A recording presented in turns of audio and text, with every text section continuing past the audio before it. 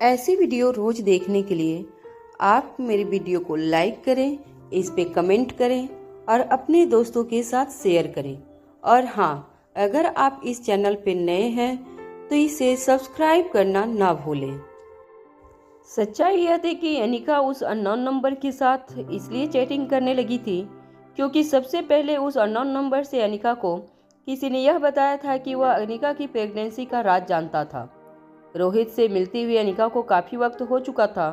अनिका के दोनों बच्चे अब अनिका के साथ हंसी खुशी रहते थे, मगर आज भी अनिका इस बात से बिल्कुल अनजान थी कि आखिर अनिका किस तरह रोहित के बच्चे की मां बनी थी।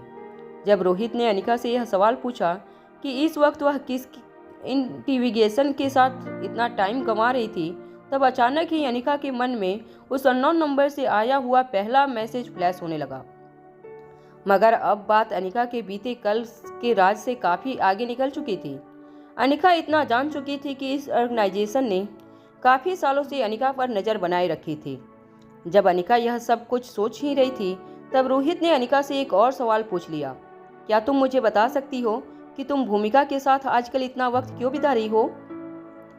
क्या मैं जान सकता हूँ कि मेरे बच्चों की माँ आजकल मेरी पीठ पीछे किसके साथ और क्यों वक्त बिता रही हैं? रोहित की बातों से अनिका को एक सक्की पत्ती की झलक महसूस होने लगी थी। अनिका समझ नहीं पा रही थी कि आखिर अचानक ही रोहित इतना पजेसिव क्यों हो गया था।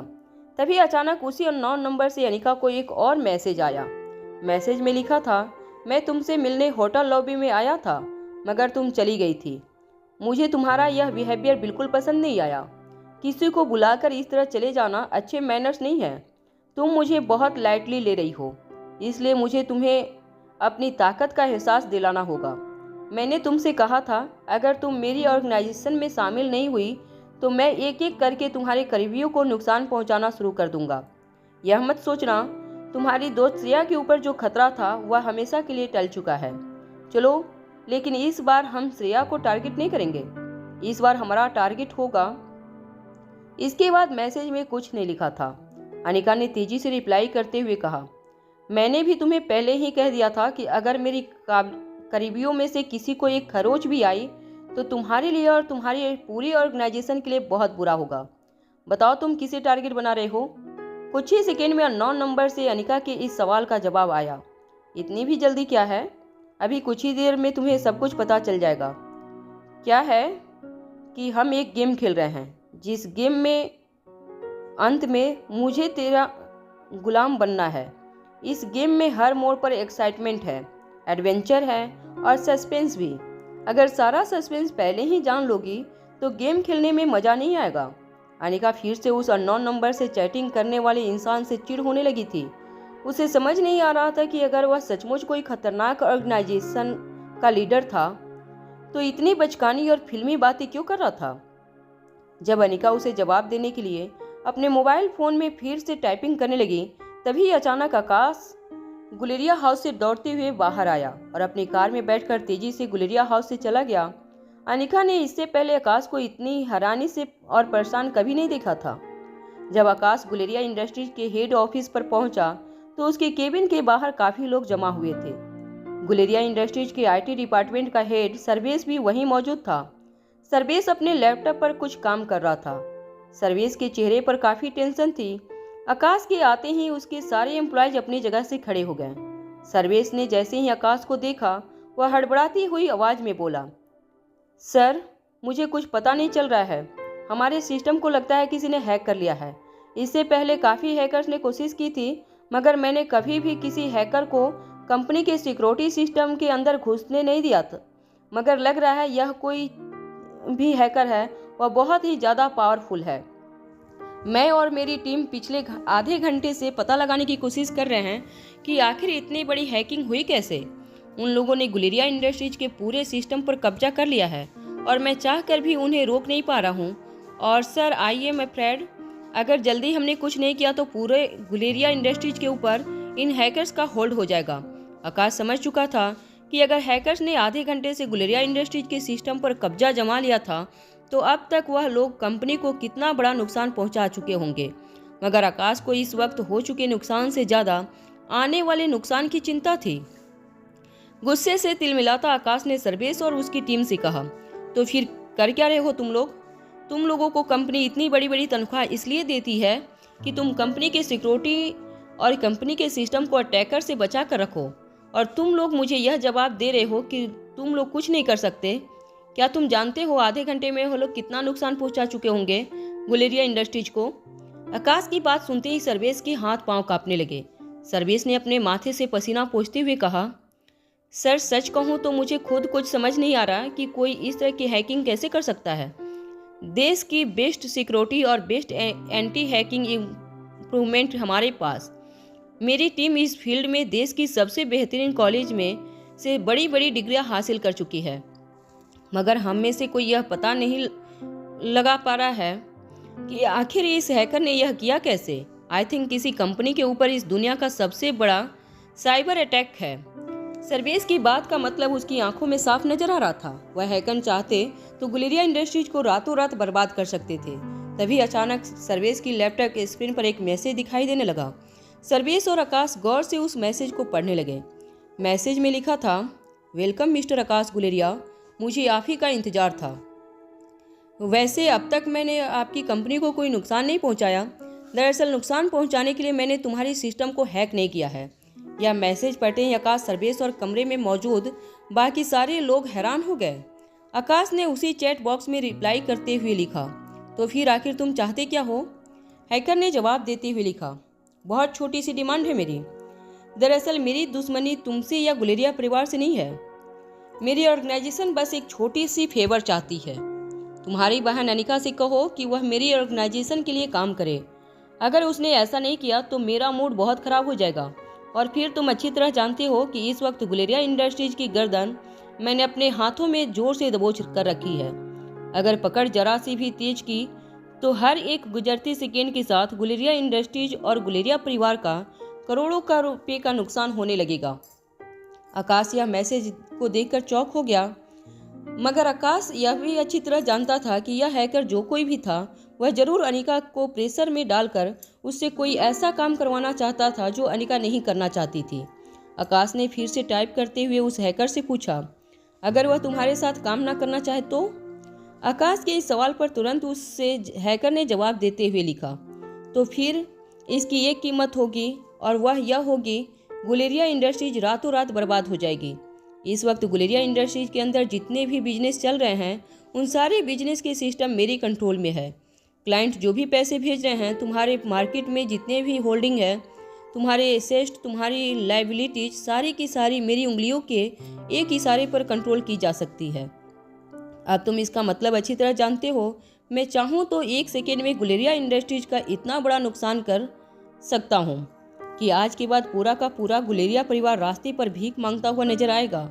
और मैं तुम्हें इतना भी बता दूं कि मेरी हैकिंग टीम इतनी पावरफुल है कि अगर तुम दुनिया की सबसे पावरफुल एंटी हैकर हो, फिर भी मुझसे बचने के लिए पॉइंट करोगे, तब भी तुम कुछ नहीं कर पाओगे, क्योंकि दुनिया का बेस्ट हैकर मेरी ऑर्गेनाइजेशन में है। यह बात सुनते ही सर्वेश और उसकी टीम हैरान रह गई। तमाम न्यूज़ चैनल और इंटरनेट पर यह बात वायरल हो चुकी थी कि गुलेरिया इंडस्ट्रीज का सिस्टम हैक हो चुका था, जिससे कुछ ही सेकेंड में पूरे बाजार में रूमर्स फैलाना शुरू हो गए थे। आकाश गुलेरिया की सेक्रेटरी ने आकाश से कहा, सर एक के बाद एक हमारे साथ जुड़े इन्वेस्टर्स और हमारे क्लाइंट के कॉल आना शुरू हो गए हैं। बाजार में काफ़ी रूमर्स फैलने लगे हैं। अगर जल्दी से हमने हमारे सिस्टम पर फिर से कंट्रोल नहीं पाया तो sir this can be a black day in this history of Indian financial market. Akash अपने सेक्रेटरी से कहने का मतलब अच्छी तरह समझता था। गुलेरिया इंडस्ट्री के साथ साथ गुलेरिया इंडस्ट्री के साथ जुड़े लाखों लोगों भी रातों रात रास्ते पर आ सकते थे। तभी ऑफिस में मौजूद एक एम्प्लॉय ने अपने फ़ोन में कुछ देखने के बाद आकाश से कहा, सर यह देखिए क्या हो गया, हमारी कंपनी का कुछ स्टॉक कुछ ही सेकेंड में 20% नीचे चला गया। लोअर सर्किट लग चुकी है, इसलिए अब ट्रेडिंग बंद कर दी गई है। मगर सर बाजार में खबर फैलती ही सारे लोग हमारे शेयर्स बेचना चाहते हैं, मगर खरीदने वाला कोई नहीं है। आकाश ने जोर से अपना एक हाथ टेबल पर मारते हुए सर्वेश से कहा, तुम लोग कुछ करते क्यों नहीं? क्या यही दिन देखने के लिए मैंने तुम लोगों को नौकरी पर रखा था? सर्वेश और उसकी टीम चाहकर भी कुछ नहीं कर पा रहे थे। आईटी डिपार्टमेंट के सारे लोग लैपटॉप और कंप्यूटर सिस्टम पर अपना काम कर रहे थे। किसी भी तरह वो सभी हैकर के कंट्रोल से अपने सिस्टम को वापस अपने कंट्रोल में करने की कोशिश कर रहे थे, मगर हैकर उनकी कोई कोशिश कामयाब नहीं होने दे रहा था। तभी डरते हुए सर्वेश ने आकाश गुलेरिया से कहा, सर, आप अच्छी तरह जानते हैं कि मैंने इतने सालों तक इस कंपनी से वफादारी निभाई है। मैं भी कंपनी को डूबते हुए नहीं देख सकता, मगर सच्चाई यह है कि मैं इस अटैक को रोक नहीं सकता। मेरी सारी पढ़ाई, मेरी नॉलेज, मेरी टीम की नॉलेज, सब कुछ हमने इस्तेमाल करके देख लिया है, मगर यह जो कोई भी हैकर है वह हमसे भी कहीं ज़्यादा स्मार्ट है। गुस्से से लाल हो चुके आकाश ने सर्वेश से कहा, शर्म नहीं आती तुम्हें? मेरी कंपनी के आईटी डिपार्टमेंट के हेड होने के बावजूद तुम उस हैकर की तारीफ किए जा रहे हो। सर्वेश ने जवाब देते हुए कहा, सर, मैं सिर्फ प्रैक्टिकल बात कर रहा हूँ। इस वक्त हम एक वार सिचुएशन में हैं और दुश्मन हमसे कहीं ज़्यादा ताकतवर है। अगर हमें वार से बचना है तो सरेंडर करना ही होगा। आकाश सर्वेश की बात समझ नहीं पा रहा था। सर्वेश ने अपनी बात आगे बढ़ाते हुए आकाश से कहा, सर, मेरी मानिए तो अपनी बहन अनिका जी से कहिए कि वह इस हैकर की बात मान ले, वरना नतीजा क्या होगा यह आप भी अच्छी तरह जानते हैं। सर्वेश की बात सुनने के बाद आकाश का गुस्सा और ज़्यादा तेज हो गया। आकाश ने चिल्लाते हुए सर्वेश से कहा, तुम चाहते हो कि तुम्हारी नाकाबिलियत के कारण मैं अनिका को इस आदमी की बात मानने को कहूँ?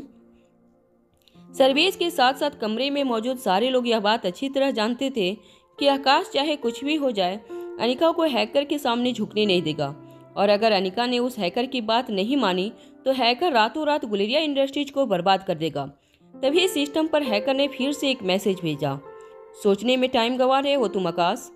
इस वक्त इमोशनल होकर सोचने का टाइम नहीं है तुम्हारे पास। तुम्हें प्रैक्टिकल डिसीजन लेना होगा। और देखो, मैंने बहुत अच्छा आदमी हूँ, तुम्हारी बहन को मुझसे अच्छा मालिक कहीं नहीं मिलेगा।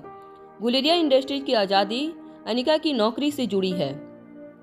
अगर मिस अनिका मेरी नौकर बनने को तैयार है तो मैं गुलेरिया इंडस्ट्रीज का तुम्हें फिर से मालिक बना दूंगा। गुलेरिया इंडस्ट्रीज में हुई हैकिंग की खबर अब हर जगह फैल चुकी थी। आकाश का फोन लगातार कंपनी से जुड़े लोगों के कॉल से बजने लगा था। आकाश ने अपना फोन स्विच ऑफ करके टेबल पर रख दिया और अपना सिर झुकाए अपने चेयर पर बैठ गया। तभी अचानक आकाश के पर्सनल केबिन में ताऊ जी ने अपने हाथों की छड़ी जमीन पर पटकते हुए आए। ताऊ जी को आमने सामने खड़ा देखकर आकाश हैरान रह गया। ताऊ जी ने अपनी मूंछों को ताव देते हुए अपने हाथों की छड़ी से जमीन पर पटकते हुए आकाश के पास आए। ताऊ जी की आंखें गुस्से से लाल थी। ताऊ जी ने ऊंची आवाज में आकाश को सबके सामने पूछा, यह मैं क्या सुन रहा हूँ? गुलेरिया इंडस्ट्रीज रातों रात बर्बाद होने वाली है। किसी अनजान कंप्यूटर हैकर ने हमारी कंपनी पर कंट्रोल कर लिया है और यह सब कुछ उस अनिका की वजह से हो रहा है। आकाश इस वक्त पहले से ही काफ़ी परेशान था। ताऊ जी की बातों का जवाब देने के लिए न तो आकाश के पास टाइम था और न ही आकाश को इसकी ज़रूरत महसूस हो रही थी। मगर ताऊ जी गुलेरिया परिवार के बड़े बुजुर्गों में से एक थे। ताऊ जी की हरकतों के बारे में करण गुलेरिया भी अच्छी तरह से वाकिफ थे, मगर यह करण गुलेरिया के ही संस्कार थे कि बावजूद इसके कि ताऊ जी ने हमेशा से करण गुलेरिया को नीचा दिखाने की कोशिश की थी, मगर करण गुलेरिया ने हमेशा ही ताऊ जी को वह रिस्पेक्ट दी थी जो किसी बड़े बुजुर्ग को देना चाहिए। आकाश ने भी बड़ी पोलाइटली ताऊ जी से कहा, देखिए ताऊ जी, इस वक्त यह सारी बातें करने का वक्त नहीं है, मुझे और भी काफ़ी काम है। आकाश का जवाब सुनते ही ताऊ जी ने जोर से अपनी छड़ी जमीन पर पटकी और कहा, तुम्हें जवाब देना होगा। यह मत भूलो, हम लोग गुलेरिया इंडस्ट्रीज के फाउंडर्स हैं। अगर हमारी कंपनी इतने बड़े मुसीबत के वक्त से गुजर रही है तो हमें इसकी जानकारी होनी चाहिए, खास तौर से तब जब वह सब कुछ उस लड़की अनिका की बेवकूफ़ी की वजह से हो रहा है। मैंने पहले ही कहा था तुमसे कि यह लड़की हम सबको एक दिन मुसीबत में डाल देगी, और देखो, जो मैंने कहा था वह सब सच साबित हुआ। इस लड़की ने जरूर किसी को बहुत बड़ा नुकसान पहुंचाया होगा और आज बदला लेने के लिए उसके दुश्मन हमें बर्बाद करने पर तुले हैं। ताऊ जी की बातों को पूरी तरह से इग्नोर करते हुए आकाश ने अपनी जेब से मोबाइल निकाला और उसे स्विच ऑन करने के बाद आकाश ने अनिका को मैसेज करते हुए पूछा, अनिका, क्या तुम्हारी किसी के साथ किसी नौकरी को लेकर बात हुई है? क्या तुम जानती हो वह कौन है जो तुम्हें अपनी ऑर्गेनाइजेशन में नौकरी पर रखना चाहता है? आकाश को यह छोटा सा मैसेज टाइप करने में काफ़ी वक्त लगा, क्योंकि बार बार आकाश को अलग अलग नंबर से कॉल आ रहे थे। सभी लोग यह जानकर काफ़ी परेशान हो गए थे कि इंडस्ट्रीज की सिस्टम हैक कर ली गई थी और कंपनी के फायदे और नुकसान से जुड़े हुए लोग यह खबर सुनकर काफ़ी टेंशन में आ गए थे। आकाश ने किसी तरह मैसेज टाइप करके अनिका को मैसेज सेंड कर दिया। लेकिन आकाश का फोन बार बार बजता रहा। आकाश को अपनी तरफ ध्यान न देते हुए देखकर ताऊ जी का गुस्सा और बढ़ गया। ताऊ जी ने आकाश को एक हाथ से पकड़कर पूछा, क्या छोटे बड़े के बीच का फर्क भी अब तुम भूल चुके हो? उस करण की तरह क्या तुम अब सीधे मुंह से मेरे से बात भी नहीं कर सकते? मुझे अभी के अभी जवाब चाहिए। आखिर क्या डिमांड है उस आदमी की मुझसे? बताओ मुझे। आकाश अच्छी तरह जानता था कि अगर ताऊ जी को यह पता चले कि उस हैकर ने गुलेरिया इंडस्ट्रीज की सिस्टम को फिर से कंपनी के हवाले करने के बदले अनिका की गुलामी मांगी है, तो ताऊ जी जरूर इस बात को लेकर बड़ा तमाशा खड़ा कर देते और यह भी डिमांड करते कि उस हैकर की बात मान ली जाए, गुलेरिया इंडस्ट्रीज को नुकसान पहुंचाने से बचा लिया जाए।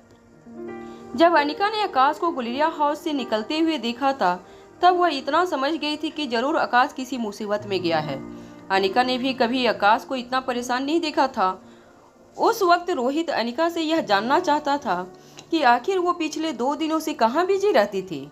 जब आर्यन और रिया गार्डन में खेलने आए थे तो उन्होंने देखा कि रोहित और अनिका पार्किंग लॉट के पास खड़े थे। अपनी मम्मा को देखकर रिया ने अपने दोनों हाथ हवा में उछाले और जोर जोर से कहने लगी, या मम्मा आ गई, मम्मा आ गई। जब रिया दौड़कर अनिका के पास गई तो उसके पीछे पीछे आर्यन भी दौड़कर अनिका के पास चला गया। नन्ही सी रिया ने अनिका के पाँव को हग कर लिया और कहा, मम्मा तुम जानती हो मैंने तुम्हें कितना मिस किया है। नन्हा सा आर्यन भी बिना कुछ कहे अपनी मॉम को देख रहा था। रिया ने अनिका से कहा, चलो मम्मा आज हम सब साथ में सोएंगे। रिया की यह बात सुनते ही रोहित के चेहरे पर मुस्कुराहट आ गई। रोहित को इस तरह मुस्कुराते हुए देखकर अनिका ने अपनी नजरें झुका ली और रिया को अपने हाथ में पकड़ते हुए कहा, देखो बेटा, आज मम्मा को एक बहुत जरूरी काम है। आज तुम दोनों अपने डैड के साथ सो जाना। अनिका की बात सुनते ही नन्हे से आर्यन के चेहरे पर उदासी दिखाई देने लगी। रिया ने अनिका को हल्का सा मुक्का मारते हुए कहा, this is not fair mom, अभी तो तुम घर आई भी नहीं और वापस जाने की बात कर रही हो। अनिका के चेहरे पर परेशानी देखकर रोहित समझ चुका था कि अब किसी भी हालत में अनिका रुकने वाली नहीं थी। अनिका के हाथों से रिया को अपने हाथ में लेते हुए रोहित ने रिया से कहा, देखो बेटा, मम्मा को कहीं जाना होगा, अपना काम पूरा करने के बाद वापस आ जाएगी और फिर मम्मा का आइडिया भी तो बहुत अच्छा है। आज हम तीनों साथ सोएंगे और सोने से पहले तुम मुझे अपनी फेवरेट गेम खेलना सिखाना। रोहित की बातें सुनकर नन्ही सी रिया के चेहरे पर फिर से मुस्कान आ गई। आर्यन चुपचाप वहीं खड़ा हुआ यह सब कुछ सुन रहा था। आर्यन अच्छी तरह जानता था कि एक बार अनिका ने अपना मन बना लिया तो वह अपना फैसला वापस कभी नहीं बदलती थी। अनिका ने आर्यन के पास जाकर उसके सिर पर हाथ घुमाया और कहा, मॉम जल्दी आ जाएंगी ना, तुम सो जाना।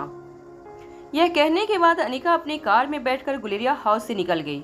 अनिका यह नहीं जानती थी कि आखिर आकाश गुलेरिया हाउस से निकलकर कहाँ गया था, मगर अनिका ने अंदाजा लगा लिया था कि हो न हो आकाश गुलेरिया इंडस्ट्रीज के हेड ऑफिस गया होगा। अनिका तेजी से गुलेरिया इंडस्ट्रीज के हेड ऑफिस की ओर बढ़ने लगी। अनिका भी हेड ऑफिस पहुंचने ही वाली थी कि अनिका ने आकाश का मैसेज पढ़ा। मैसेज पढ़ते ही अनिका ने आकाश को कॉल लगाया, मगर आकाश का कॉल बिजी आ रहा था।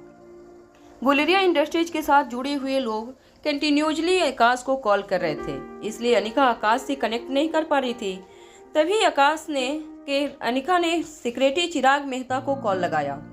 कॉल कनेक्ट होते ही अनिका ने चिराग से पूछा, चिराग क्या तुम मुझे बता सकते हो कि कहीं कंपनी पर कोई मुसीबत तो नहीं आई? अनिका का सवाल सुनते ही चिराग ने अनिका को सारी सिचुएशन सच सच बता दी। चिराग ने यह भी कहा कि हैकर ने कंपनी सिस्टम को फिर से सिक्योर करने के बदले अनिका की गुलामी मांगी है। चिराग की बात सुनने के बाद अनिका ने फ़ोन डिस्कनेक्ट कर दिया और अपनी कार को दोगुनी स्पीड से गुलेरिया इंडस्ट्रीज के हेड ऑफिस की ओर ले जाने लगी। जैसे ही अनिका गुलेरिया इंडस्ट्रीज के हेड ऑफिस के बिल्डिंग के अंदर पहुंची, अनिका ने देखा कि सारे एम्प्लॉयज आकाश के ऑफिस के बाहर भीड़ लगाकर खड़े थे। अनिका को देखते ही सारे एम्प्लॉयज अनिका से कहने लगे, मैम अब आप ही बचा सकती हैं इस कंपनी को, वह जो कुछ भी कर रहा है वह कर दीजिए मैम। अनिका एक बात अच्छी तरह जानती थी कि गुलेरिया परिवार का आईटी डिपार्टमेंट काफ़ी स्ट्रॉन्ग था। देश की सबसे बेहतरीन कॉलेज के रैंकर्स गुलेरिया इंडस्ट्रीज के आईटी डिपार्टमेंट में हायर किए जाते हैं। अगर उस हैकर के चंगुल से वह लोग सिस्टम को बाहर नहीं निकाल पा रहे थे, इसका मतलब साफ था कि उस ऑर्गेनाइजेशन की हैकिंग टीम दुनिया की सबसे बेहतरीन हैकिंग टीम में से एक होगी। जैसे ही अनिका आकाश के पर्सनल ऑफिस के अंदर गई, आकाश के सामने खड़े ताऊ जी ने अनिका को देखते हुए कहा, इस लड़की की वजह से बहुत बदनामी हुई है गुलेरिया परिवार की, और आज न सिर्फ बदनामी बल्कि बर्बादी भी लेकर आई है यह लड़की। इस लड़की की वजह से न सिर्फ करण बल्कि पूरा गुलेरिया परिवार रातों रात सड़क रास्ते पर आ जाएगा। मैं कहता हूँ इस लड़की को उस आदमी के हवाले कर दो और पीछा छुड़ाओ। वह जो करना चाहे इस लड़की के साथ, बस हमारा पीछा छोड़ दे। ताऊ जी की ऐसी बात सुनते ही आकाश ने ऊंची आवाज में अपने सिक्योरिटी गार्ड से कहा, अभी इसी वक्त ताऊ जी को ऑफिस से बाहर निकाल दो, और इतना याद रहे कि आज के बाद चाहे कुछ भी हो जाए, ताऊ जी को इस ऑफिस में आने न दिया जाए। गुलेरिया ऑफ इंडस्ट्रीज आज जो कुछ भी है वह सिर्फ और सिर्फ करण गुलेरिया की वजह से है, और यह लड़की जिसके बारे में ताऊ जी ऐसे बात कर रहे हैं, वह इस कंपनी की असली मालिक की इकलौती बेटी है, और इस रिश्ते से अनिका इस कंपनी की मालकिन है। और अपनी मालकिन के बारे में अगर कोई ऐसी बात करे तो मुझे नहीं लगता ऐसे इंसान को हमें गुलेरिया ग्रुप ऑफ इंडस्ट्रीज की ऑफिस की छत के नीचे रहने देना चाहिए। आकाश का ऑर्डर मिलते ही सिक्योरिटी गार्ड ताऊ जी के पास आ गए। ताऊ जी की उम्र का लिहाज करते हुए सिक्योरिटी गार्ड ने उन्हें धक्के तो नहीं मारे, मगर इशारे से उन्हें बाहर का रास्ता दिखाया और अपने साथ बाहर ले जाने लगे। अपने साथ इस तरह का सलूक होते हुए देखकर ताऊ जी गुस्से से तिलमिला गए। ताऊ जी ने आकाश की ओर देखते हुए कहा, तुम तो करण से भी गए गुजरे हो, तुम्हें बड़ों की रिस्पेक्ट करना तो आता नहीं, मगर अब उनकी बेइज्जती भी करने लगे हो। मेरी एक बात याद रखना, यह लड़की इस परिवार को बर्बाद करके ही रहेगी। ताऊ जी की बातों का असर आकाश पर बिल्कुल नहीं होने वाला था, मगर ऑफिस में खड़े सभी लोग का मन ही मन यह ताऊ जी को सपोर्ट करने लगे थे। काफ़ी लोग ताऊ जी की बात सच लग रही थी कि आखिर अनिका की दुश्मनी की वजह से पूरे के पूरे गुलेरिया ऑफ इंडस्ट्रीज को नुकसान क्यों उठाना पड़े। एक मामूली सी दुश्मनी की वजह से हजारों लोग बर्बाद हो जाएंगे। सर्वेश और उसकी आईटी डिपार्टमेंट की टीम अब तक यह जान चुकी थी कि जिसने भी यह हैकिंग की थी वह शायद इस दुनिया का सबसे बेहतरीन हैकर था, जिसके चंगुल से बाहर निकल पाना सर्वेश और उसकी पूरी आईटी डिपार्टमेंट के लिए नामुमकिन था। सिचुएशन समझने के बाद अनिका ने निखिल कोटी भास्कर को कॉल लगाया। निखिल पहले से गुलेरिया इंडस्ट्रीज पर आई मुसीबत के बारे में जानता था। अनिका का कॉल उठाते ही निखिल ने अनिका से कहा, देखो अनिका, मैं खुद भी परेशान हूँ कि आखिर इस तरह की फुल प्रूफ हैकिंग कौन कर सकता है। मैं दुनिया में जितने भी एक्सपर्ट को जानता हूँ उन सबसे इस हैकर का स्टाइल काफ़ी अलग है। ऐसी हैकिंग मैंने अपनी ज़िंदगी में पहले कभी नहीं देखी। मुझे न्यूज़ मिलती ही मैंने खुद गुलेरिया कंपनी के सिस्टम को हैक करके अपने कंट्रोल में लेने की कोशिश की ताकि मैं उस हैकर को सिस्टम से निकाल सकूं, मगर उसकी हैकिंग इतनी फुल प्रूफ है कि मैं पिछले आधे घंटे से कोशिश कर रहा हूं, मगर मेरा सारा नॉलेज और एक्सपीरियंस लगाने के बावजूद मैं कुछ नहीं कर पा रहा हूं। इनफैक्ट जो भी इस वक्त करण गुलेरिया इंडस्ट्रीज के सिस्टम को उस हैकर के चंगुल से बचाने की कोशिश करेगा, उसका सिस्टम भी हैकर के कंट्रोल में आ जाएगा।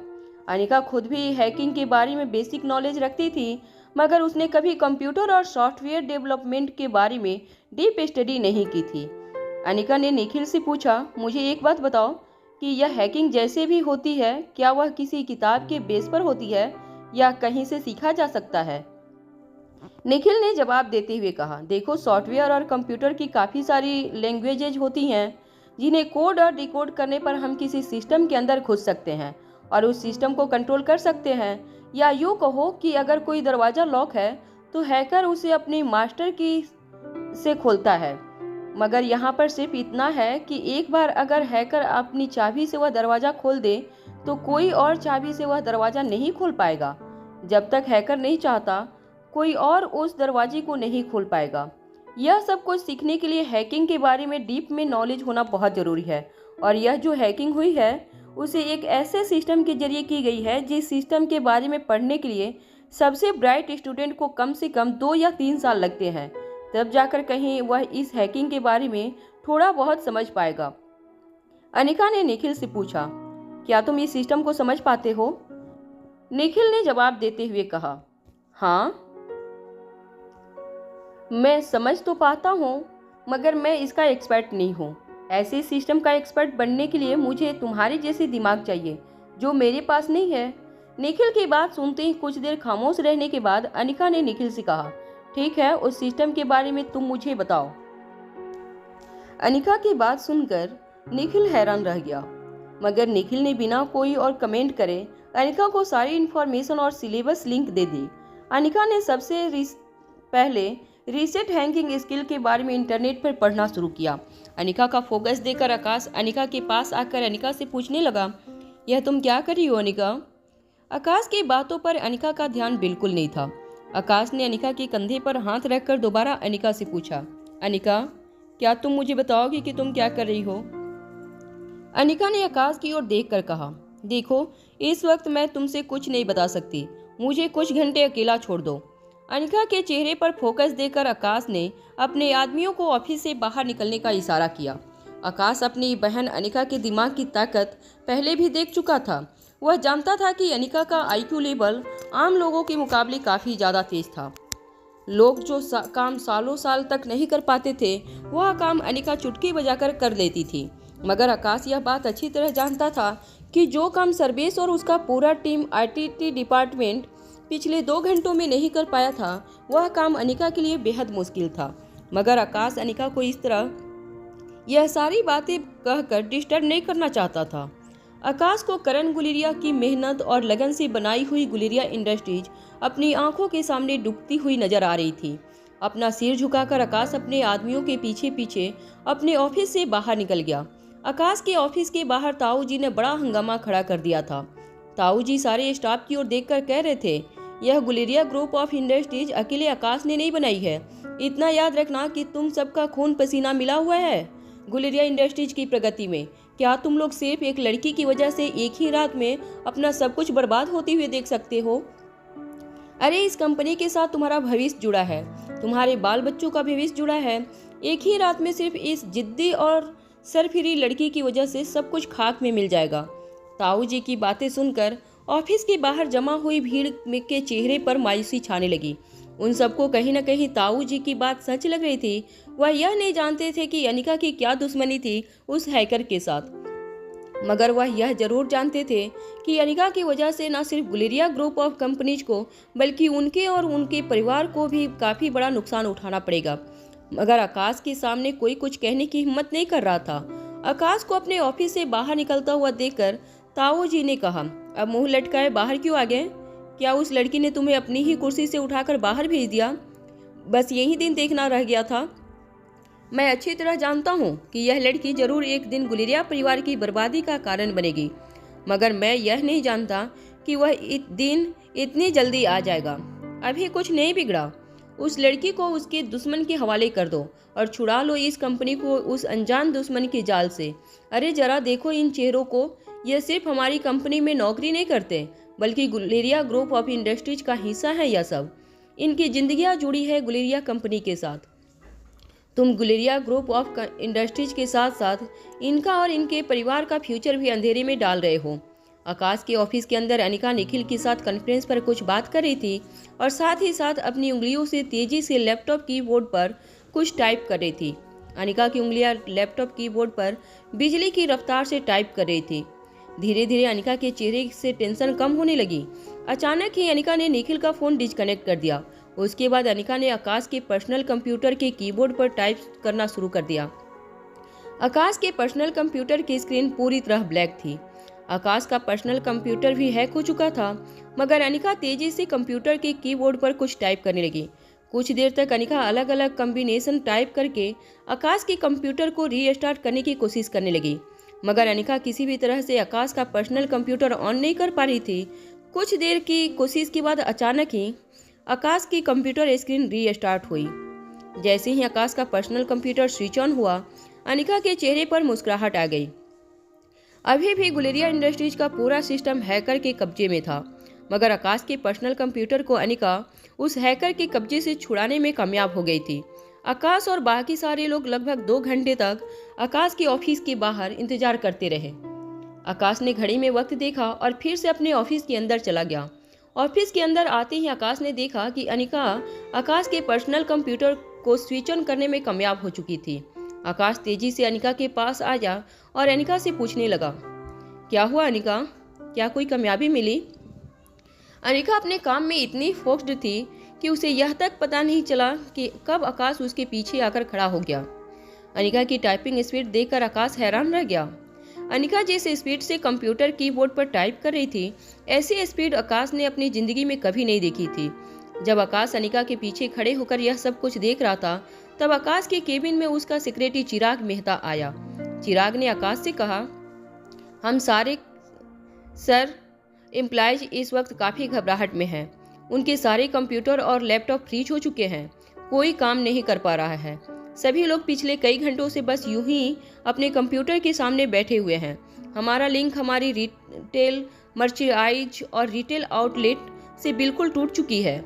वेंडर्स के साथ भी हमारा कांटेक्ट पूरी तरह से ठप हो चुका है। मार्केट में भी इन्वेस्टर्स किसी तरह हमारे शेयर्स बेचने की कोशिश कर रहे हैं और सर्किट लगने की वजह से ट्रेनिंग भी रुक चुकी है। चिराग मेहता की बातें सुनने के बाद आकाश ने फिर एक बार अनिका की ओर देखा। आकाश ने अनिका के बिल्कुल पास जाकर अनिका से पूछा, अनिका, क्या तुम बता सकती हो, क्या हम इस मुसीबत से बाहर निकल पाएंगे, और अगर हाँ तो कितना वक्त लगेगा? इससे पहले कि अनिका आकाश की बात का जवाब देती, अनिका के फोन पर फिर से उसी अननोन नंबर से मैसेज आया। अनिका ने कीबोर्ड पर टाइप करते हुए जब अपनी मोबाइल स्क्रीन पर नजर डाली, तब अनिका ने देखा कि उस हैकर ने फिर से अनिका को मैसेज भेजा था। कैसा लगा मेरा तोहफा? इस बार मेरा निशाना कोई इंसान नहीं था। तुमने सोचा होगा कि मैं तुम्हारे किसी करीबी पर अटैक करूंगा या हमला करूंगा, उसे मारने की कोशिश करूंगा, मगर देखो मैंने तुमसे कहा था न, इस बार तुम्हारा दुश्मन कोई कच्चा खिलाड़ी नहीं है। हमारी ऑर्गेनाइजेशन इस दुनिया की सबसे पावरफुल ऑर्गेनाइजेशन बनने वाली है, इसलिए हमारी सोच भी लोगों से कुछ अलग है। मैंने किसी इंसान पर नहीं, मगर तुम्हारा पूरा परिवार जिस इंडस्ट्रीज के नाम पर टिका है, उस इंडस्ट्रीज पर वार किया है। कैसा लगा मेरा यह तोहफा? अनिका ने कुछ सेकेंड के लिए कंप्यूटर कीबोर्ड पर टाइप करना बंद किया और अपना फोन हाथ में उठाकर उस मैसेज का जवाब लिखते हुए कहा, it was a good try. जब होटल में बैठे उस शख्स ने अनिका का यह मैसेज पढ़ा तो वह खुद भी हैरान रह गया और अपने आसपास बैठे अपने आदमियों से कहने लगा, कहीं यह लड़की पागल तो नहीं है? इतना बड़ा झटका मिलने पर भी इतनी कैजुअली बातें कर रही है। तभी उसके खास आदमी ने जवाब देते हुए कहा, बॉस, कहीं ऐसा तो नहीं है कि यह लड़की खुद गुलेरिया परिवार से नफरत करती हो सकता है गुलेरिया इंडस्ट्रीज को नुकसान पहुंचाने में इसी का फायदा हो। ऑफिस के अंदर आकाश ने फिर से अनिका के सामने अपना सवाल दोहराया, अनिका, क्या लगता है तुम्हें कितनी देर लग सकती है हमारे सिस्टम पर फिर से काबू पाने में? स्क्रीन पर नजर बनाए हुए अनिका ने आकाश को जवाब देते हुए कहा, लगभग 1 से 1.5 घंटा। अनिका की बात सुनते ही चिराग और आकाश दोनों के चेहरे पर मुस्कुराहट आ गई। चिराग ने आगे बढ़कर अनिका से पूछा, मैडम, क्या 1-1.5 घंटे में सब कुछ पहले जैसा हो जाएगा? क्या हमारा सिस्टम फिर से हमारे कंट्रोल में आ जाएगा? बिजली की स्पीड से कीबोर्ड पर टाइप कर रही अनिका ने चिराग की बात का जवाब देते हुए कहा, 1 से 1.5 घंटे में मुझे पता चल जाएगा कि आखिर इस हैकर की लोकेशन क्या है और वह कौन है। अनिका का जवाब सुनते ही आकाश और चिराग दोनों हैरान हो गए। अनिका एक बात अच्छी तरह जानती थी कि जो कोई भी था जो अनिका के साथ फोन पर चैटिंग कर रहा था, वह वो शख्स नहीं था जिसने हैकिंग की थी। वह काफ़ी देर से अनिका के साथ मैसेज में इंग्लिश लैंग्वेज में बातें कर रहा था, मगर उस आदमी की लैंग्वेज पढ़कर अनिका इतना समझ चुकी थी कि वह कोई ज़्यादा पढ़ा लिखा या इंटेलिजेंट आदमी नहीं था, मगर जो इतनी बड़ी हैकिंग कर सके उस इंसान की लैंग्वेज ऐसी नहीं हो सकती थी। अनिका जानना चाहती थी कि आखिर इतनी बड़ी हैकिंग करने की हिम्मत किसने की थी और उस आदमी की ऑर्गेनाइजेशन में इतना ताकतवर हैकर आखिर कर क्या रहा था, जिस हैकर को दुनिया की किसी भी कंपनी में बड़ी से बड़ी तनख्वाह देकर अपॉइंट किया जा सकता था। एक ऐसा हैकर इस तरह की ऑर्गेनाइजेशन में क्या कर रहा था? अनिका को यह भी शक होने लगा कि क्या यह ऑर्गेनाइजेशन पढ़े लिखे लोगों का ब्रेन वॉश करके उन्हें गलत रास्ते पर ले जाने का काम तो नहीं कर रही थी। इन सारे सवालों की जवाब के लिए सबसे जरूरी था कि अनिका इस हैकर के बारे में पता लगाए। अनिका आकाश के पर्सनल कंप्यूटर पर पूरी तरह से कंट्रोल पा चुकी थी। धीरे धीरे वह कंपनी सर्वर के जरिए उस हैकर के कंट्रोल से पूरा सिस्टम फिर से अपने कंट्रोल में लाना चाहती थी। कुछ देर बाद अनिका उस हैकर के आईपी एड्रेस तक पहुंचने वाली थी, तभी अचानक कंप्यूटर स्क्रीन पर उस हैकर का मैसेज फ्लैश होने लगा। दरवाज़ा खटखटाना बंद करो, यह दरवाज़ा इतनी आसानी से नहीं खुलेगा। यह पहली बार था जब हैकर सामने आया था। अनिका ने जवाब लिखते हुए कहा, चलो दरवाजे तक तो पहुंच गए, अब कुछ देर में अंदर भी आ जाएंगे। वैसे इस घर में रहता कौन है? कुछ देर तक कोई जवाब नहीं आया। अनिका कंपनी सर्वर्स को फिर से अपने कंट्रोल में लाने की कोशिश कर रही थी। उसे धीरे धीरे कामयाबी मिलने लगी थी, मगर अनिका का असली मकसद यह भी था कि वह किसी भी तरह इस हैकर को बेनकाब करे। तभी आकाश के कंप्यूटर स्क्रीन पर फिर से एक मैसेज आया। यह घर एक पुराने दोस्त का है। यह मैसेज पढ़ते ही आकाश के होश उड़ गए। अनिका मैसेज के पीछे छिपा मतलब समझने की कोशिश कर रही थी। इतनी बड़ी हैकिंग कोई करीबी दोस्त ही कर सकता था। यह बात अनिका पहले से जानती थी। देश की सबसे अच्छी सिक्योरिटी सिस्टम और एंटी हैकिंग टीम होने के बावजूद इतनी बड़ी हैकिंग को पाना बहुत मुश्किल था। कंपनी के सारे पासवर्ड, सारे कॉन्फिडेंशियल डिटेल तो कोई ऐसा ही इंसान जान सकता था जो कंपनी के साथ काफ़ी करीब से जुड़ा हो। तभी अनिका ने अचानक ही एक मैसेज टाइप करते हुए कुछ हैकर से सवाल पूछा, क्या तुम व्योमा हो? मैसेज टाइप करने के बाद अनिका फिर से कंपनी के होस्ट सर्वर को फिर से कंट्रोल में लाने की कोशिश करने लगी। तभी कंप्यूटर स्क्रीन पर मैसेज फ्लैश होने लगा। आखिर पहचान ही लिया। हाँ, मैं वही व्योमा हूँ जिसे तुम लोगों ने अपने अधिकारों से दूर कर दिया था। मैं वही व्योमा हूँ जिसे इस वक्त गुलेरिया ग्रुप ऑफ इंडस्ट्रीज की हेड होना चाहिए था। मैं वही हूँ जिसका गुलेरिया इंडस्ट्रीज के ऊपर सबसे ज़्यादा अधिकार है, और इसलिए आज मैंने अपनी हर चीज़ पर फिर से कंट्रोल पा लिया है। जो मेरा था वह मेरे पास ही रहेगा, और जो तुम लोगों का नहीं था वह तुमने आज छीन लिया जाएगा। क्या लगा था तुम लोगों को इतनी आसानी से मुझे अपने रास्ते से हटा दोगे और पूरे बिजनेस एम्पायर पर अपना कब्जा जमा लोगे? इतना आसान नहीं है व्योमा के साथ विश्वासघात करना। व्योमा इज बैक, पहले से ज़्यादा ताकतवर और पहले से ज़्यादा पावरफुल।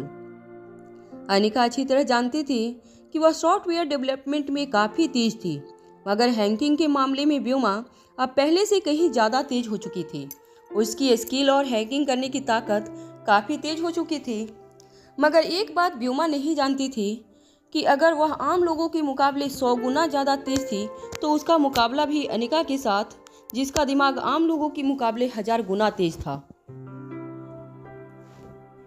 व्योमा को लग रहा था कि वह जिसके साथ कंप्यूटर पर चैटिंग कर रही थी वह आकाश था। व्योमा ने अनिका को आकाश समझकर मैसेज करते हुए लिखा, तुम्हारे पास 2 रास्ते थे, या तो अपनी उस बहन को चुनो जो बचपन से तुम्हारे साथ रही थी, या उस बहन को चुनो जिसके साथ तुम्हारा खून का रिश्ता जुड़ा था, मगर तुमने खून के रिश्ते को बचपन के रिश्ते से ज़्यादा इम्पोर्टेंस दी। आज मैं तुम्हें बताना चाहती हूँ कि असली रिश्ता क्या होता है, और रिश्ते में अगर विश्वासघात मिले तो इंसान क्या कर सकता है। जब अनिका व्योमा के यह सारे मैसेज पढ़ रही थी तब आकाश भी पीछे खड़ा सब कुछ पढ़ रहा था।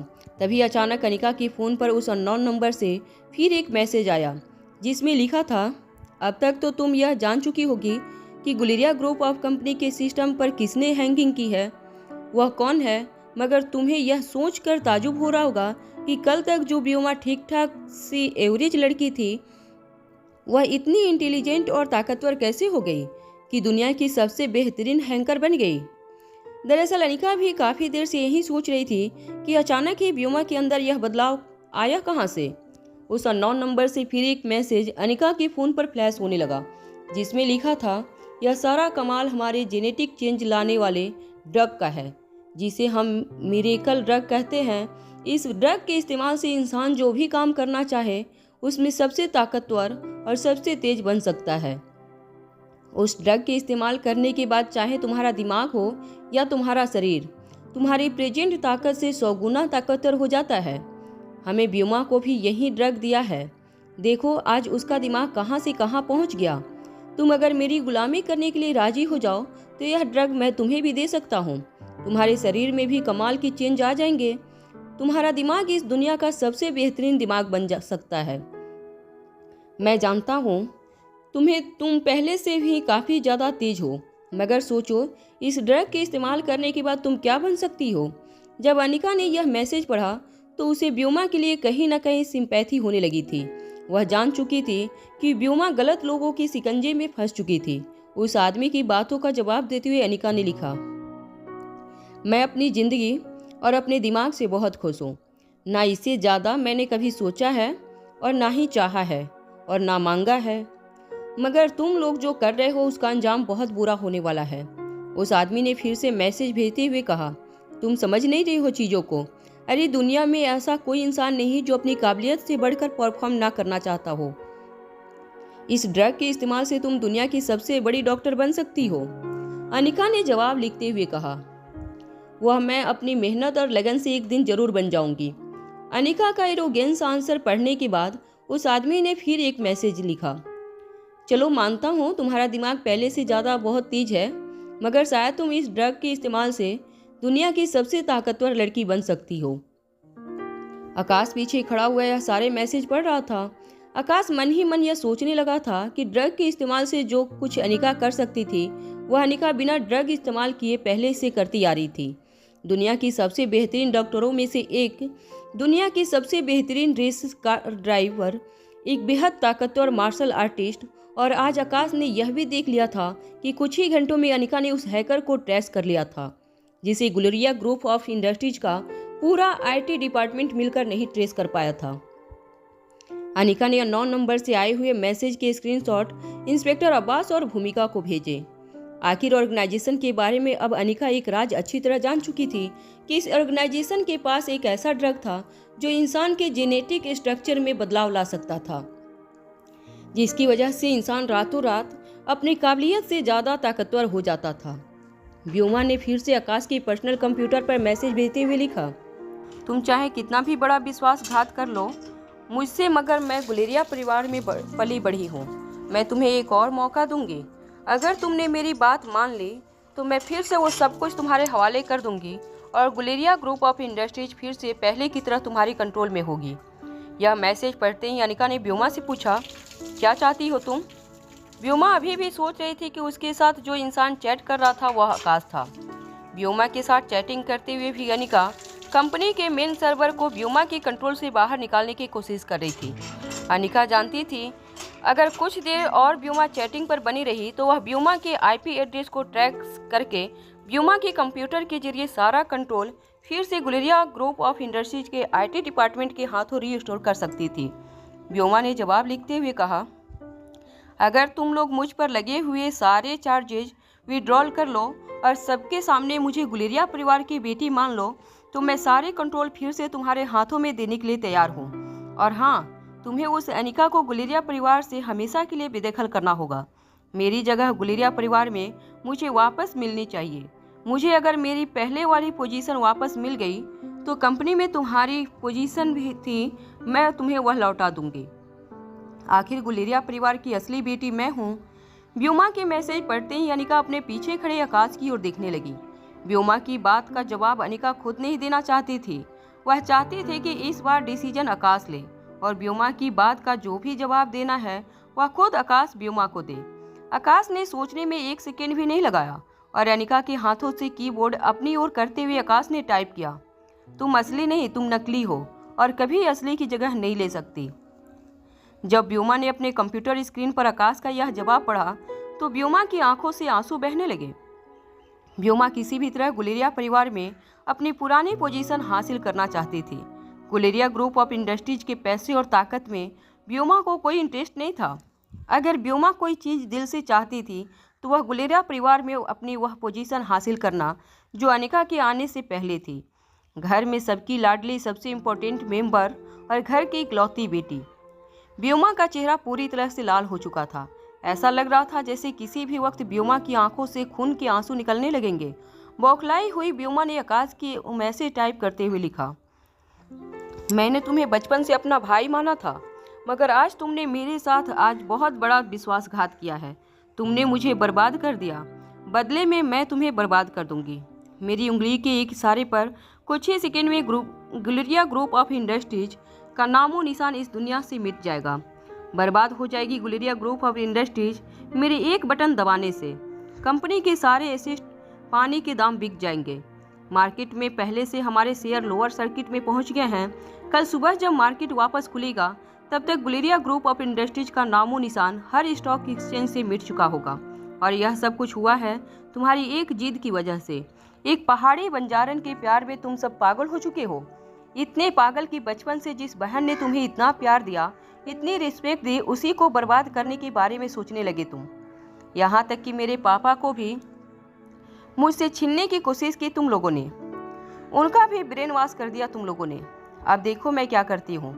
यह कहने के बाद व्योमा ने अपने स्क्रीन पर अपना कर्सर डिलीट ऑल फाइल्स पर रख दिया। इस बार क्लिक करते ही कुछ ही सेकेंड में गुलेरिया ग्रुप ऑफ इंडस्ट्रीज के मेन सर्वर में जितनी भी फाइल थी वह सारी डिलीट हो जाती। हर रिकॉर्ड, हर बैंक स्टेटमेंट, हिसाब किताब, प्रॉफिट एंड लॉस अकाउंट, सारे online transaction, overseas shipment, invoice, सब कुछ डिलीट हो जाता। किसने कितने पैसे लेने हैं, देने हैं, ऑर्डर, क्लाइंट लिस्ट और बिजनेस से जुड़ी हर डिटेल्स एक ही सेकंड में डिलीट हो जाती। कंपनी बहुत बड़े चॉइस में चली जाती। ऐसा करने से न सिर्फ गुलेरिया ग्रुप ऑफ इंडस्ट्रीज को आर्थिक नुकसान होता, मगर सारे रिकॉर्ड दोबारा हासिल करने के लिए गुलेरिया इंडस्ट्रीज को सालों लग जाते। सारी फाइलें डिलीट करने के बाद व्योमा एक के बाद एक गुलेरिया इंडस्ट्रीज के सारे एसेट बाजार में कौड़ियों के दाम बेचने वाली थी।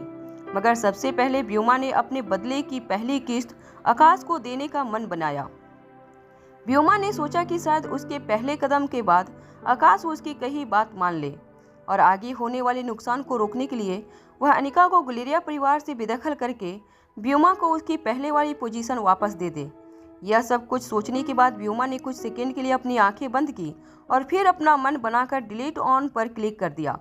क्लिक करने के बाद व्योमा ने अपना सिर झुका लिया। कुछ सेकंड के बाद व्योमा ने अपना फ़ोन उठाकर आकाश को मैसेज टाइप किया, क्या अभी भी तुम अपनी बात पर अड़े रहोगे? मगर व्योमा सेंड बटन दबाती उससे पहले व्योमा की नज़र अपनी कंप्यूटर स्क्रीन पर पड़ी। वो यह देखकर हैरान हो गई कि सारी की सारी फाइल जैसी की तैसी थी। व्योमा ने जब फिर से अपने कर्सर को डिलीट ऑन फाइल्स पर लाने की कोशिश की, तब व्योमा को एहसास हुआ कि गुलेरिया ग्रुप ऑफ इंडस्ट्रीज के सिस्टम से उसका कंट्रोल जा चुका था। इम्पैक्ट उसकी खुद की कंप्यूटर का कंट्रोल किसी और के हाथ में जा चुका था। व्योमा हैरानी से कीबोर्ड पर कुछ टाइप करने लगी, मगर उससे कोई फायदा नहीं हो रहा था। व्योमा का कंप्यूटर उसके कंट्रोल में नहीं था। वहाँ अनिका ने एन वक्त पर कंपनी के मेन सर्वर से सारा कंट्रोल फिर से अपने हाथ में ले लिया था। व्योमा की चाल नाकामयाब हो गई थी और गुलेरिया ग्रुप ऑफ इंडस्ट्रीज के सिस्टम पर फिर से उसके आईटी डिपार्टमेंट का कंट्रोल आ गया था। कंट्रोल वापस आते ही गुलेरिया ग्रुप ऑफ कंपनी के हेड ऑफिस की पूरी बिल्डिंग में एक साथ सारे एम्प्लॉयज ने ऐसा शोर मचाया जिसकी गूंज पूरी दिल्ली में सुनाई देने लगी। वहाँ अनिका पहले ही इंस्पेक्टर अब्बास और भूमिका को कॉन्फ्रेंस कॉल लगा चुकी थी। अनिका ने इंस्पेक्टर अब्बास से पूछा, क्या आपको मैंने जो आईपी एड्रेस भेजा था उसका सही लोकेशन पता चला? इंस्पेक्टर अब्बास ने जवाब देते हुए कहा, मेरी एंटी हैकिंग टीम कोशिश कर रही है, जल्द ही हमें पता चल जाएगा। अनिका पहले भी इंस्पेक्टर अब्बास की एंटी हैकिंग टीम की काबिलियत देख चुकी थी। एक फ़ोन नंबर ट्रेस करने के लिए इंस्पेक्टर अब्बास की टीम को कई घंटे लग गए थे। अनिका जानती थी कि शायद इस बार भी इंस्पेक्टर अब्बास की टीम व्योमा का लोकेशन ट्रेस न कर पाए। व्योमा की हैकिंग के बाद अनिका ने काफ़ी स्ट्रेस लेकर महज कुछ ही घंटों में एंटी हैकिंग की सारी टेक्निक सीख ली थी। उसका माइंड पूरी तरह से ह्यूज हो चुका था, मगर वह जानती थी कि व्योमा की लोकेशन तक पहुंचना बहुत ज़रूरी था। व्योमा के जरिए इंस्पेक्टर अब्बास और अनिका उस ऑर्गेनाइजेशन तक पहुंच सकते थे जिस ऑर्गेनाइजेशन की उन्हें सालों से तलाश थी। व्योमा किसी अनजान जगह पर एक छोटे से अंधेरे कमरे में कंप्यूटर स्क्रीन के सामने बैठी थी। व्योमा के चेहरे पर स्क्रीन की रोशनी पड़ रही थी। व्योमा फटी हुई आंखों से अपने कंप्यूटर स्क्रीन की ओर देख रही थी। उसे यकीन नहीं हो रहा था कि फिर से उसकी एक शर्मनाक हार हुई थी। वह समझ नहीं पा रही थी कि आखिर उसकी हैकिंग ट्रेस कैसे हुई, जबकि वह जानती थी कि उसने जो टेक्निक आजमाई थी वह टेक्निक का तोड़ निकाल पाना गुलेरिया ग्रुप ऑफ इंडस्ट्रीज की आईटी डिपार्टमेंट में किसी के बस में नहीं था। कंप्यूटर पर व्योमा का लोकेशन ट्रेस करते हुए अनिका ने फ़ोन पर इंस्पेक्टर अब्बास से कहा, मुझे यह तो बताइए कि आखिर व्योमा जेल से भागी कैसे? इंस्पेक्टर अब्बास ने जवाब देते हुए कहा, मैंने पता लगाने की कोशिश की, मगर यह कोई नहीं जानता कि वह जेल से कब गायब हुई। उसके भागने का कोई रिकॉर्ड नहीं है हमारे पास। अनिका ने हैरान होकर इंस्पेक्टर अब्बास से कहा, तो क्या वह जेल के अंदर रहकर ही कहीं से ऑपरेट कर रही है? इंस्पेक्टर अब्बास ने जवाब देते हुए कहा, मैंने पता लगाने की कोशिश की, मगर अभी तक जेल से कोई जवाब नहीं आया। अनिका समझ नहीं पा रही थी कि छोटी छोटी बातें पता करने के लिए आखिर इंस्पेक्टर अब्बास की टीम को इतना वक्त क्यों लग रहा था। मगर अनिका किसी तरह कोई और कमेंट नहीं करना चाहती थी। तभी अनिका की नज़र अपनी कंप्यूटर स्क्रीन पर पड़ी। अनिका ने स्क्रीन पर देखते ही इंस्पेक्टर अब्बास से कहा, मुझे व्योमा की लोकेशन मिल गई है, आप अभी जाकर उसे अरेस्ट कर लीजिए।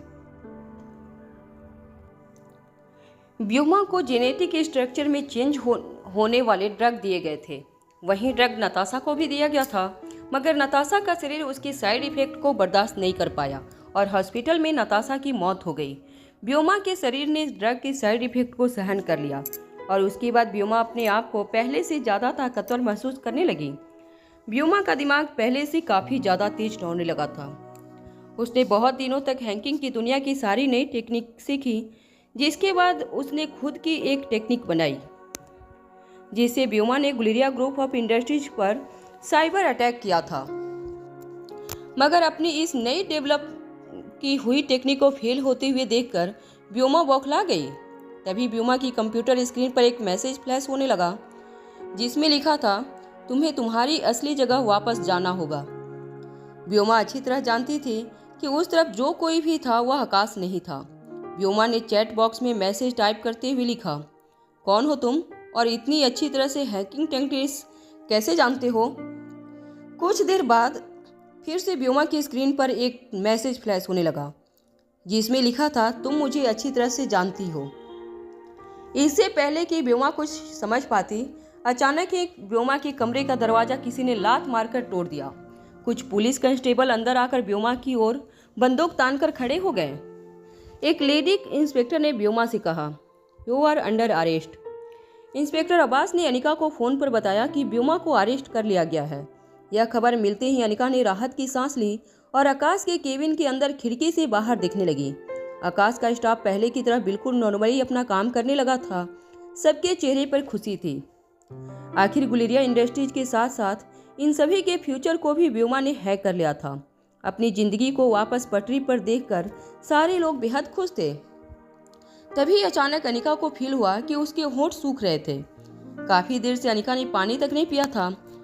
जब एक ऑफिस बॉय अनिका के लिए पानी लेकर आया, तभी अनिका के फ़ोन पर फिर से उस अननोन नंबर से एक मैसेज आया जिसमें लिखा था, इतना वक्त क्यों लगा रही हो डिसीजन लेने में, घुटने टेक दो और गुलेरिया ग्रुप ऑफ इंडस्ट्रीज को बर्बाद होने से बचा लो। यह मैसेज पढ़ते ही अनिका के चेहरे पर हंसी आ गई। अपने दुश्मन पर तरस आ रहा था उसे। कहानी पूरी हो चुकी थी, मगर वह अभी भी कहानी की क्लाइमैक्स पर नहीं पहुंचा था। अनिका का काम पूरा हो चुका था, इसलिए अनिका ने यह जरूरी नहीं समझा कि वह उस आदमी की किसी बात का रिप्लाई करे। अनिका आकाश के केबिन में बैठे चेयर पर रिलैक्स करते हुए अपना फ़ोन सर्व करने लगी। तभी अचानक अनिका का ध्यान अपने सोशल मीडिया नेटवर्क के अकाउंट पर पड़ा। रोहित मारवा ने ट्वीट किया था, गुलेरिया इंडस्ट्रीज के मुश्किल समय में मारवा ग्रुप ऑफ इंडस्ट्रीज उनका साथ देगी। मारवा ग्रुप ऑफ इंडस्ट्रीज आप सबसे रिक्वेस्ट करता है कि आप अपना विश्वास गुलेरिया ग्रुप ऑफ इंडस्ट्रीज पर बनाकर रखें। रोहित की यह ट्वीट पढ़ते ही अनिका का चेहरा गुस्से से लाल हो गया। अनिका को लगने लगा था कि रोहित लोगों के सामने यह ट्वीट करके यह जताने की कोशिश कर रहा था कि Marwa group of industries Guleria group of industries से कितनी बड़ी है और उनके आश्वासन देने से मार्केट में गुलेरिया ग्रुप ऑफ इंडस्ट्रीज अपने आप को डूबने से बचा सकती है। जबकि अनिका जानती थी कि वह और उसका भाई आकाश काफ़ी थे गुलेरिया ग्रुप ऑफ इंडस्ट्रीज को किसी भी मुश्किल से बाहर निकालने के लिए। दिल्ली के बीचों बीच बने 7 स्टार होटल में जब उस आदमी ने देखा कि अनिका इस बार उसके मैसेज का कोई रिप्लाई नहीं दे रही थी, तो वह पैनिक होकर अपने कमरे में यहाँ वहाँ घूमने लगा। अचानक उसके एक करीबी ने उसके पास आकर कहा, सर सब कुछ खत्म हो गया है, पुलिस ने व्योमा को अरेस्ट कर लिया है और जहाँ तक हमारे आदमियों ने पता लगाया है, गुलेरिया ग्रुप ऑफ इंडस्ट्रीज का सिस्टम भी अब फिर से उनके कंट्रोल में जा चुका है। हमारा प्लान कामयाब नहीं हो सका सर। अपने आदमी की इस बात को सुनते ही उनके बॉस ने अपने हाथ में पकड़ा हुआ फ़ोन जोर से ज़मीन पर पटक कर तोड़ दिया।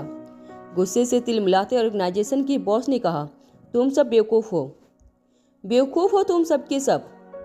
अगर तुम लोग मेरी गैंग का हिस्सा बने रहे तो इस दुनिया पर हुकूमत करने का मेरा सपना ही रह जाएगा। कुछ देर बाद जब अनिका को इस बात का यकीन हो गया कि गुलेरिया हेड ऑफिस में सब लोग पहले की तरह नॉर्मली काम करने लगे थे, तो अनिका ने आकाश का पर्सनल कंप्यूटर आकाश को सौंप दिया।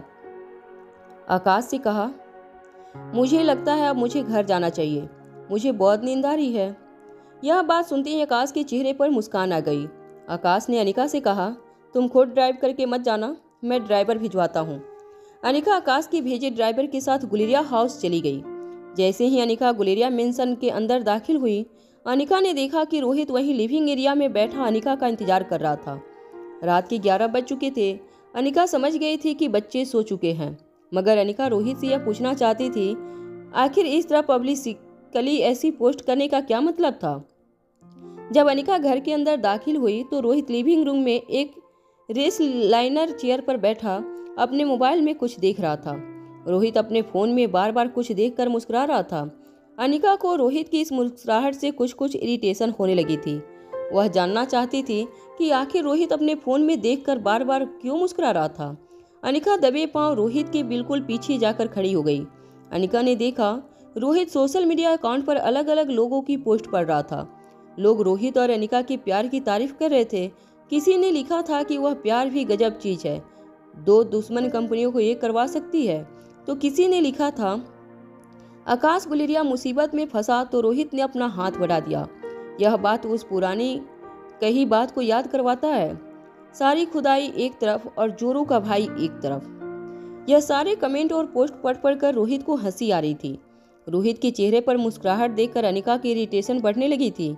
सोशल मीडिया पर लोगों को लग रहा था कि गुलेरिया ग्रुप ऑफ इंडस्ट्रीज पर आई मुसीबत रोहित मारवा की वजह से टली थी। हालांकि सारी मेहनत अनिका ने की थी। लाइमलाइट रोहित मारवा लेकर गया, मगर इससे भी ज़्यादा इरिटेशन अनिका को इस बात से हो रही थी कि रोहित लोगों की नज़र में प्यार का मसीहा बन रहा था। अनिका ने हालांकि इस पूरे ऑपरेशन में रोहित की सिर्फ एक मदद मांगी थी कि वह बच्चों को अपने साथ सुला ले। वह नहीं जानती थी कि कुछ घंटों की बेबी सिटिंग कि उसे इतनी बड़ी कीमत चुकानी होगी। रोहित अपने सोशल मीडिया अकाउंट पर कमेंट पढ़ने में इतना फॉक्स्ड था कि उसे यह तक एहसास नहीं हुआ कि पिछले काफ़ी टाइम से अनिका रोहित के पीछे आकर खड़ी थी। अनिका ने जब अपने बेडरूम में जाने के लिए सीढ़ियाँ चढ़ना शुरू किया, तब अचानक रोहित का ध्यान अनिका पर गया। रोहित अपनी जगह से उठते हुए अनिका से पूछने लगा, आ गई तुम? क्या अब सब कुछ कंट्रोल में है? अनिका गुस्से से रोहित की ओर देखकर कहने लगी, अब तक तो सब कुछ कंट्रोल में था। ये कहने के बाद अनिका तेजी से अपने कमरे की ओर चली गई। रोहित आखिर समझ नहीं पा रहा था कि अचानक अनिका रोहित पर गुस्सा क्यों हुई, जबकि रोहित ने तो गुलेरिया इंडस्ट्रीज की मदद के लिए सामने से हाथ बढ़ाया था। बेचारा रोहित यह नहीं जानता था कि उसकी मदद को अनिका ने ताकत का एक्सहिबिशन समझ लिया था। पूरे दिन की थकान के बाद अनिका अपने बेडरूम में अपने बेड पर लेटते ही कुछ ही सेकेंड में गहरी नींद में सो गई। जब सुबह करीब 10:30 बजे अनिका की आंख खुली, तब उसने देखा कि उसके फ़ोन पर कई मिस्ड कॉल थे। जब अनिका ने अपना मोबाइल फ़ोन स्क्रॉल किया तो उसने देखा कि भूमिका और इंस्पेक्टर अब्बास के भी कुछ मिस कॉल थे, मगर अनिका की नज़र सबसे पहले राजलक्ष्मी के मिस्ड कॉल पर गई। अनिका अच्छी तरह जानती थी कि बिना वजह राजलक्ष्मी कभी भी अनिका को सुबह सुबह डिस्टर्ब नहीं करती। राजलक्ष्मी अच्छी तरह से अनिका की स्लीपिंग पैटर्न्स के बारे में जानती थी। अगर राजलक्ष्मी ने सुबह सुबह अनिका को कॉल किया था, इसका मतलब जरूर कोई इमरजेंसी थी। बाकी लोगों के मिस कॉल को इग्नोर करके अनिका ने राजलक्ष्मी को कॉल लगाया। कॉल उठाते ही राजलक्ष्मी ने अनिका से कहा, बूढ़े बाबा को होश आ गया है। मुझे लग रहा है उन्हें पुरानी सारी बातें याद आ चुकी है, मगर वह काफ़ी ज़्यादा पैनिक हो गए हैं। कई दिनों बाद उन्हें होश आया है। उनकी आंखें रोशनी भी बर्दाश्त नहीं कर पा रही है, जिसकी वजह से वह और ज़्यादा पैनिक हो गए हैं। मैंने उन्हें शांत करने की काफ़ी कोशिश की, मगर वह किसी की बात नहीं सुन रहे हैं।